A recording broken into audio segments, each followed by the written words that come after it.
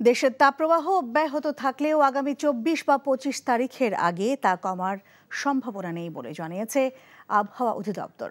আর মে মাসের প্রথম সপ্তাহ নাগাদ তাপমাত্রা বর্তমান সময়ের তুলনায় আরও বাড়তে পারে বলে পূর্বাভাস দিয়েছে প্রতিষ্ঠানটি। এদিকে তীব্র ও অতি তীব্র তাপপ্রবাহের কারণে দেশে বাড়ছে নানা ধরনের রোগবালাই। মইদুল ইসলামের রিপোর্ট। বিকাশে কম খরচে ক্যাশ আউটের লিমিট বেড়ে ৫০,০০০, প্রিয় এজেন্টও ২টা।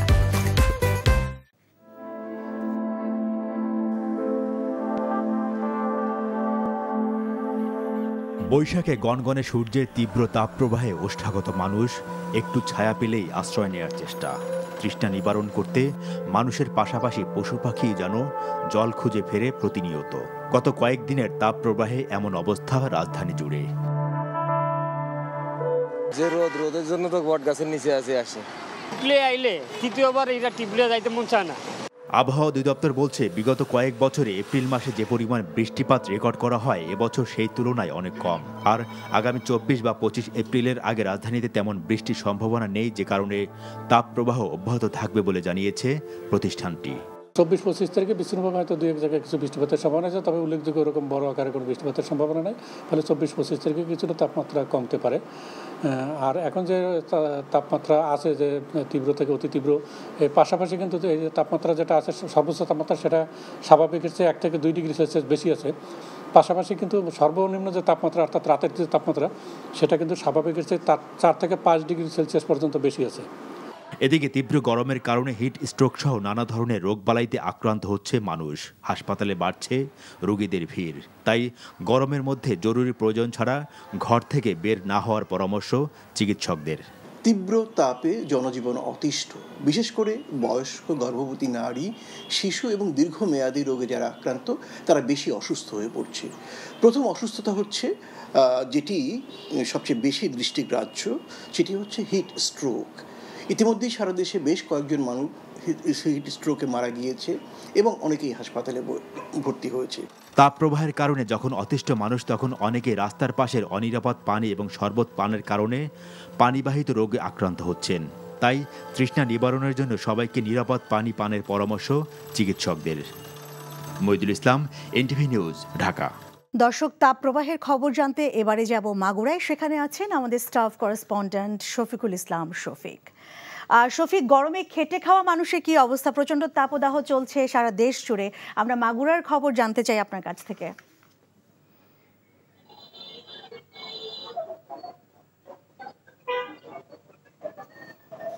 লীনা, সারা দেশের মতো মাগুরাতেও আমি কিছুক্ষণ আগে দেখেছি মোবাইল অ্যাপসে যে এই মুহূর্তে ৪১ ডিগ্রি তাপমাত্রা রেকর্ড রয়েছে। খেটে খাওয়া মানুষের কথা যেমনটি বলছিলেন, বিশেষ করে রিক্সা, ভ্যান চালক, যারা মাঠে শ্রমজীবী মানুষ, তাদের সবচেয়ে বেশি বিপাকে পড়েছে তারা। এবং যারা চায়ের দোকানে, আমি এই মুহূর্তে মাগুরা শহরের কলেজ সড়কে রয়েছি, যেখানে গাছের ছায়ায় কিন্তু মানুষকে আমি আশ্রয় নিতে দেখছি। বিকাশে কম খরচে ক্যাশ আউটের লিমিট বেড়ে ৫০,০০০, প্রিয় এজেন্টও ২টা। এই প্রচন্ড তাপদাহে ডাব এবং শরবত পান করছে। রিক্সা চালক যারা আছে তারা সব জায়গায় আসলে মানে ভাড়া নিতে পারছে না, মাঝে মধ্যেই রেস্ট নিচ্ছে। আমি মাগুরা সিভিল সার্জন শামীম কবিরের সাথে কথা বলেছি। শিশুরা অনেক শিশু রোগী, প্রায় 10%, স্বাভাবিক চেয়ে 10% রোগী বৃদ্ধি পেয়েছে। মাগুরার সার্বিক যে অবস্থা তাপদাহে, আসলে এই অবস্থায় থাকলে বিশেষ করে মাগুরাতে লিচুর আবাদ হয়ে থাকে, লিচুর ফুল কিন্তু ঝরে পড়ে যাচ্ছে।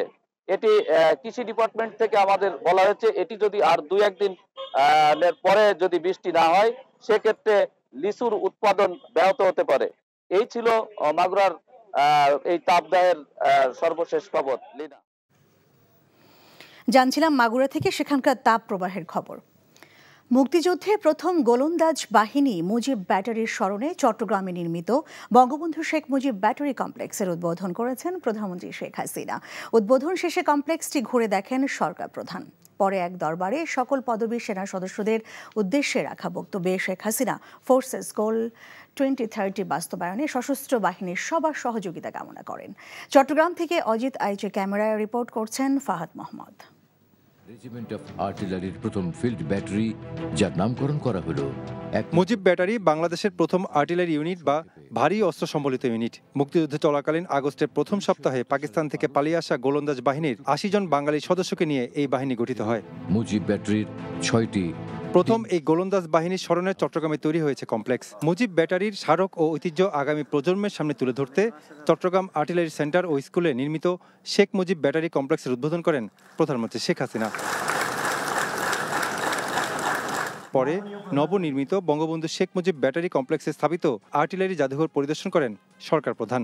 সে সময় তিনি জাদুঘরে স্থাপিত জাতির পিতা বঙ্গবন্ধু শেখ মুজিবুর রহমানের প্রতিকৃতি, মুক্তিযুদ্ধে মুজিব ব্যাটারির প্রথম গোলাবর্ষণকারী কামান, আর্টিলারি রেজিমেন্টে ব্যবহৃত গোলাবারুদ এবং গোলন্দাজ বাহিনীর উল্লেখযোগ্য অপারেশনের গৌরবময় ইতিহাস সম্পর্কে অবহিত হন। এরপর সকল পদবী সেনা সদস্যদের উদ্দেশ্যে দরবার নেন প্রধানমন্ত্রী শেখ হাসিনা, যেখানে সেনাবাহিনীর সদস্যদের প্রতি দিক নির্দেশনামূলক বক্তব্য দেন প্রধানমন্ত্রী। সশস্ত্র বাহিনীর উন্নয়নে বর্তমান সরকার প্রযুক্তি জ্ঞান সম্পন্ন যুগোপযোগী সামরিক বাহিনী গঠনের লক্ষ্যে স্বল্প, মধ্য ও দীর্ঘমেয়াদী পরিকল্পনা গ্রহণ করেছে এবং তা ধারাবাহিকভাবে বাস্তবায়ন চলছে বলে উল্লেখ করেন সরকার প্রধান। মুজিব ব্যাটারি কমপ্লেক্সটিতে শেখ মুজিবুর রহমান এবং মুক্তিযুদ্ধে অংশগ্রহণকারী প্রথম গোলন্দাজ ইউনিটের ঐতিহ্য ও স্মারক সংরক্ষণের পাশাপাশি একাডেমিক প্রশিক্ষণের ব্যবস্থা রয়েছে।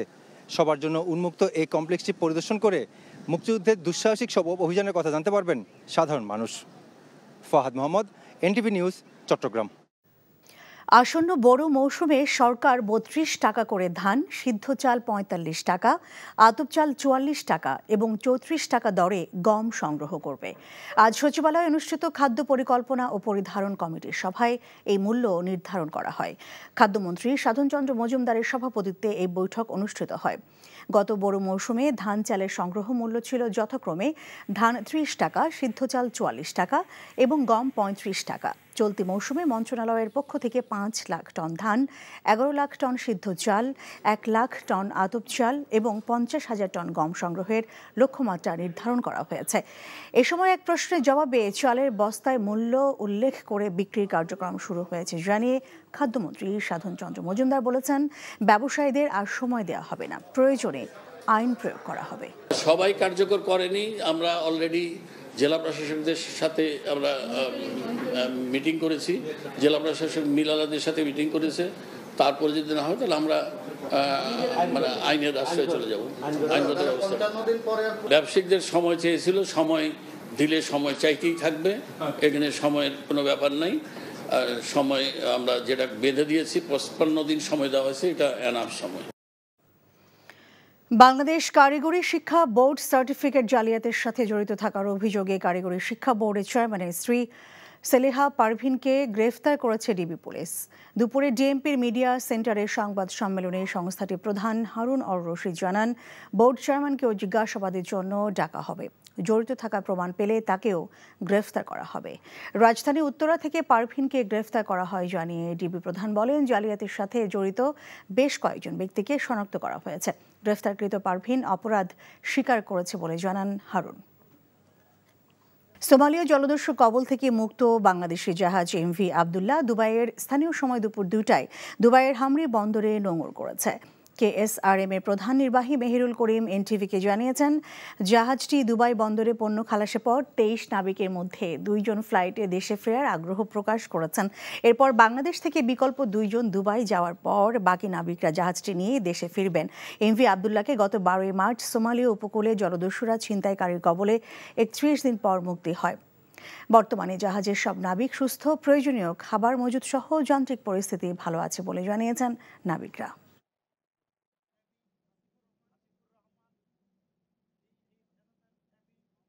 অবশেষে নির্বাচন থেকে সরে দাঁড়ানোর ঘোষণা দিলেন নাটোরে সিংড়া উপজেলার চেয়ারম্যান প্রার্থী লুৎফুল হাবিব রুবেল।